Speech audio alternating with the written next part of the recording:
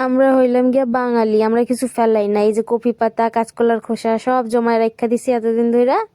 এইবার এটারে সেদ্ধ কইরা নুন হলুদ দিয়া এটারে বাটা দেব, বাটা দিয়া খাবো। এই যে এতগুলো কাঁচা লঙ্কা, রসুন এইসব বেটে কড়াইতে তেল গরম করে কালো জিরে ফোড়ন দিয়ে এইবার এই বাটাটারে এর মধ্যে ঢেলে দেব। খুব ইচ্ছে করছিল অনেক দিন ধরে খাবো, বাঙালি বলে কথা, খাবো না মানে। এই যে নুন হলুদ মিষ্টি সব দিয়ে দিয়েছি, দিয়ে এবার ঝাঁকানাকা করে এটাকে ভেজে ল্যাড়ে এই যে পাতলা মনে হচ্ছে না, এটাকে পুরো একবারে শুকিয়ে একবারে কষিয়ে ফেলবো।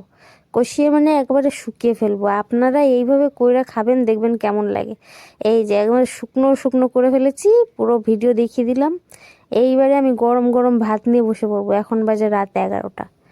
তাই এই যে ভাত আর এই বাটা এই দিয়েই আমি খাবো, আর কিচ্ছু নেবো না আমি এর সাথে, কারণ আমি বাঙালি, কিছু ফেলি না। এই যে ভাত মেখে ফেলেছি। এইভাবে বানান, বানিয়ে খেয়ে বলুন এটা খেতে কেরম স্বাদ। টাটা।